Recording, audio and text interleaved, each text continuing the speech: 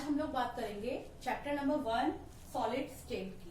Solid state last year हमारे syllabus के अंदर नहीं था, लेकिन इस बार सीबीएसई से हमारे सिलेबस के अंदर रख दिया है, तो इसीलिए अब हम लोग सॉलिड स्टेट के बारे में स्टडी करेंगे।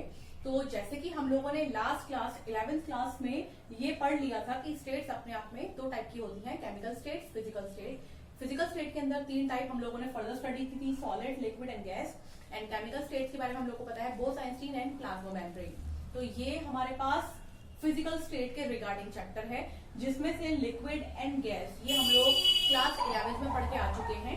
और इस चैप्टर में हम लोगों को सिर्फ और सिर्फ सॉलिड के बारे में स्टडी करना है। तो जैसे कि हम लोग को सॉलिड के बारे में कुछ जनरल चीजें पता है कि सॉलिड के मॉलिक्यूल बहुत पास पास होते हैं, फोर्स ऑफ अट्रैक्शन बहुत ज्यादा होता है, इंटर पार्टिकल डिस्टेंस बहुत कम होता है। तो ये कुछ छोटी छोटी बातें हैं।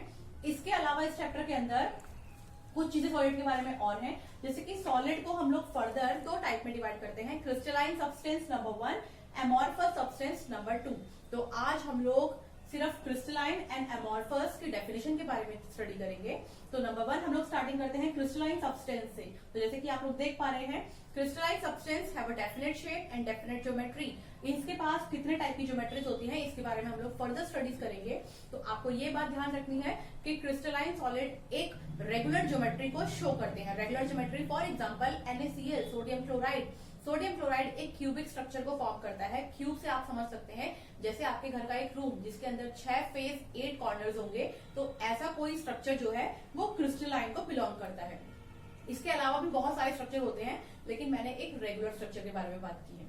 नेक्स्ट हम लोग बात कर लेते हैं एनाइसोट्रॉपिक इन नेचर। क्योंकि मैंने इसको अंडरलाइन किया है इसलिए ये एक बहुत इंपॉर्टेंट टॉपिक है इसका।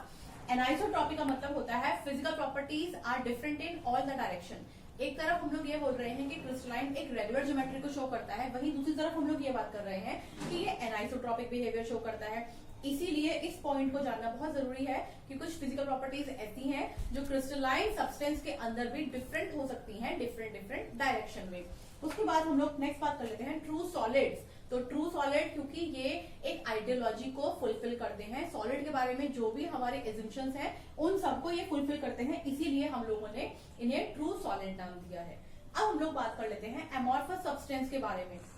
आपकी लेबोरेटरी में जाने के बाद कोई ऐसा सब्सटेंस आपको दिखाई दे जिसके अंदर शाइन ना हो, जिसकी एक फिक्स ज्योमेट्री ना हो, जो जनरली कह सकते हैं जनरली पाउडर फॉर्म में हम लोगों को मिलता है, तो उसको हम लोग बोलते हैं एमॉर्फस सब्सटेंस। फॉर एग्जांपल आपके घर में मिलने वाला टैल्कम पाउडर, तो वो पाउडर फॉर्म में है, और जब मैं उसको अपने हाथों पर रब करने की कोशिश करूंगी तो मेरे हाथों की लाइंस के अंदर भी वो फिल हो जाता है। तो इसीलिए हम लोगों ने उसको एमॉर्फस सब्सटेंस की कैटेगरी में रखा है।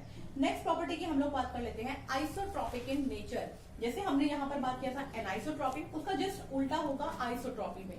तो आइसोट्रॉपी में क्या होगा, physical properties are always same in all the direction. यहाँ पर जनरली कुछ फिजिकल प्रॉपर्टीज जो है वो हर डायरेक्शन में सेम होती हैं। नेक्स्ट हम लोग बात कर लेते हैं सूडो सॉलिड। सूडो वर्ड का मतलब होता है फॉल्स। ये सॉलिड जनरली शो करेंगे अपनी प्रॉपर्टीज को एज अ सॉलिड, लेकिन ये कंप्लीटली सॉलिड नहीं होते हैं, इसीलिए इनका दूसरा नाम होता है सुपर कोल्ड लिक्विड। इस टॉपिक के बारे में हम लोग नेक्स्ट वीडियो में